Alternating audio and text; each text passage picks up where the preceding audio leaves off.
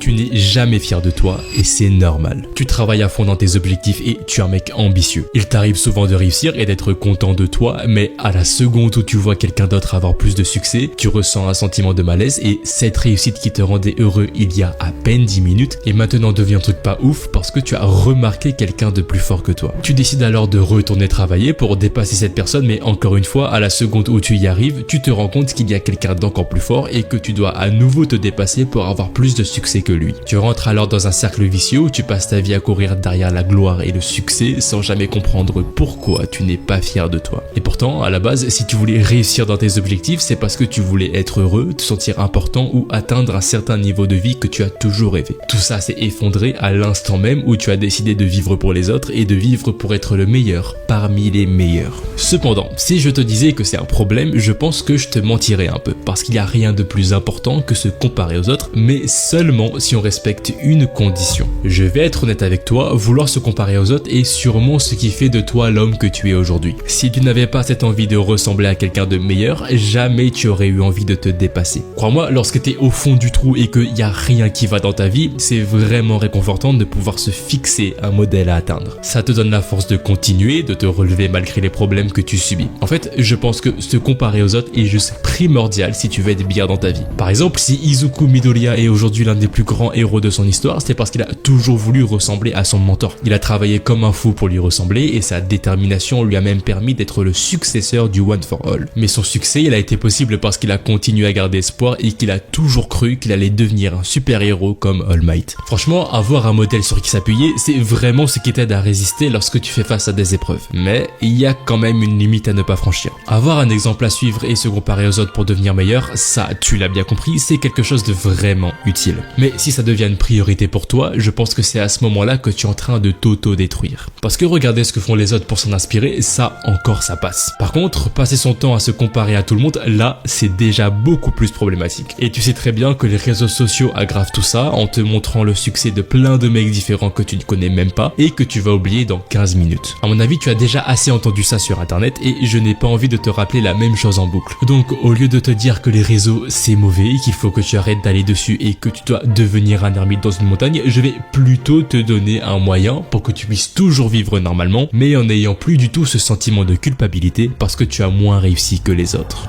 En fait, je vais devoir te présenter deux expériences très simples pour que tu puisses comprendre. Imaginons que l'on te place devant un miroir, qu'on te demande de regarder ton reflet et de faire en sorte de le rendre plus beau, mais tu n'as pas le droit de regarder autre chose que ton miroir et ton reflet. Garde bien ça en tête, je vais te donner les résultats après. Ensuite, dans la deuxième expérience, c'est exactement l'inverse. C'est-à-dire que tu dois aussi rendre ton reflet plus beau, mais cette fois-ci, tu ne peux plus regarder ton miroir et tu dois te baser sur celui des autres pour essayer de l'améliorer. Après une petite période, on décide alors de publier les résultats de l'expérience. Selon toi, qui a réussi à se rendre le plus beau? C'est plutôt celui qui ne voyait que son miroir ou celui qui ne voyait que celui des autres? Certains me diront l'un ou l'autre, mais laisse-moi te dire que vous avez tous faux. Pourquoi? Parce que entre ces deux personnes, il n'y a aucune différence. Pour le premier, il va juste pas savoir quoi faire parce que bah ouais, c'est bien beau de s'améliorer, mais s'il ne sait pas à quoi il doit ressembler, il va juste tester des trucs au pif et il va peut-être même finir par être plus moche que ce qu'il était à la base. Et pour le deuxième, c'est la même chose mais dans l'autre sens parce que lui il a accès à plein de modèles de beauté partout et il finit par se perdre parmi toutes les possibilités, mais surtout il ne sait pas quoi faire car il ne sait même pas à quoi il ressemble.